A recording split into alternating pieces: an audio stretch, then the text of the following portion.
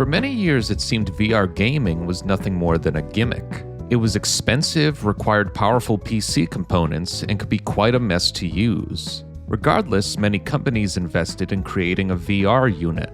One such company was Sony. However, Sony was not the first to release their VR unit. In March 2016, the Oculus Rift released at $600, with the HTC Vive releasing 1 month later in April at $800. Following this, Sony entered the market with PlayStation VR that released later that same year in October at a far lower price point of $400. Over its lifespan, PSVR seemed to be at least a modest success, with some great third-party and first-party games, such as Astro Bot Rescue Mission, Superhot, Resident Evil 7, Beat Saber, etc.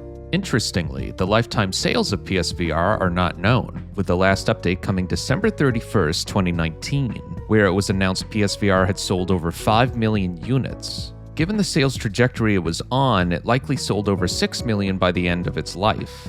Though it's hard to gauge how successful Sony considers PSVR to be, we know that they must have been impressed in some way, as they chose to release PSVR 2 on February 22, 2023.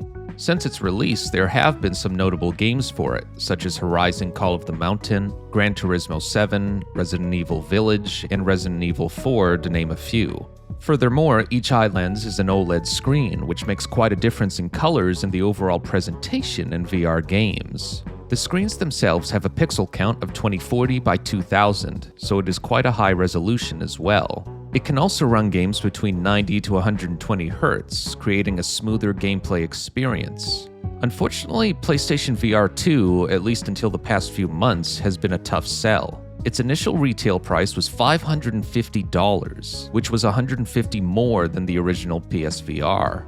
On top of this, the PS5 costs more than the PS4, as it has a higher retail price, generally between $400 to $500. So the overall investment for the PSVR 2 was astronomically high.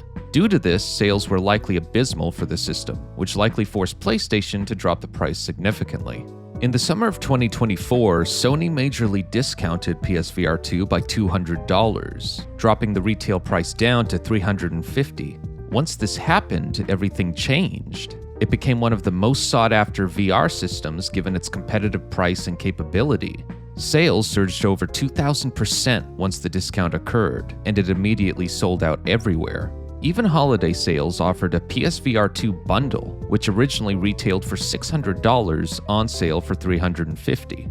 What is most telling, however, is that a VR studio had allegedly confirmed that the PSVR 2 sold approximately 2 million units as of October 2024. Importantly, this report came after the price drop and huge increase in sales. This means that before the discounted price, PSVR 2 was likely a complete failure. So now, given that it is allegedly past 2 million in sales, is it possible that PSVR 2 sells as well as the first one, or sells enough to be considered a success that Sony would continue supporting?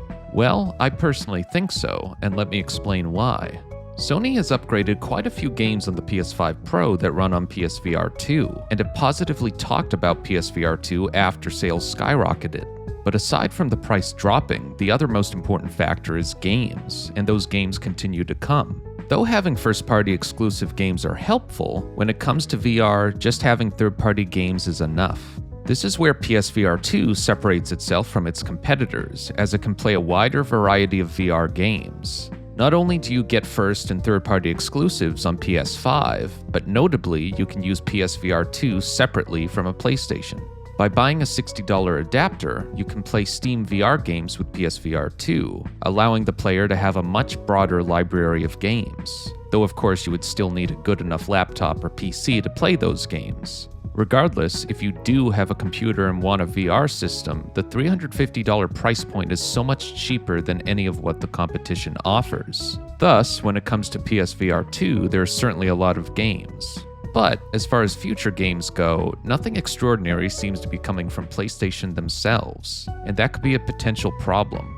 With the first PSVR, PlayStation had dedicated teams working on VR games. And though many games that released did not set the world on fire, PlayStation was openly supporting their VR system with their studios. At this point, the same support is no longer there from PlayStation. Back before the price cut and sales increase, Sony announced it was cutting its investment in VR development, and only has 2 first-party VR games being worked on. Though the huge sales increase could persuade Sony to start supporting VR games again, it would still be a long time before those would ever come out. Nonetheless, PSVR 2 is well on its way to being a moderate success. Heck, it may even be a great success by the end of its life, though that would require 2 things. First, it would need to remain at the heavily discounted price. No one was buying the VR system at the astronomical price it used to be at, so the only way sales will continue is by keeping it at a discount. Second, and as just discussed, it would need to have good, compelling games, either by first or third-party studios. Luckily, this does seem to be happening. There are more immediate games on the horizon that look good, and more games we can simply assume will come in the future. One such example would be Resident Evil 9. Nothing is confirmed, but we have RE7, 8, and recently 4 remake all with VR modes. Thus, it seems like something that would continue. Personally, I also think PSVR 2 needs that one killer app, a title that pushes what a VR game can be, something like Half-Life Alyx, which changed the VR landscape. Regardless of the type of game, there essentially needs to be a title that shows the casual gamers that they are heavily missing out by not having VR. Oddly enough, if PlayStation wanted to develop a game that's similar to Half-Life, I'm just saying Killzone as a VR game would actually be quite compelling. It has a unique setting, interesting guns, and it could be very creative with gameplay mechanics and puzzles. One thing is for sure, PSVR 2 can have a bright future. So, here's hoping it continues to get better and better support, because it is an incredibly compelling device. Thank you for watching, and I'll see you all in the next video.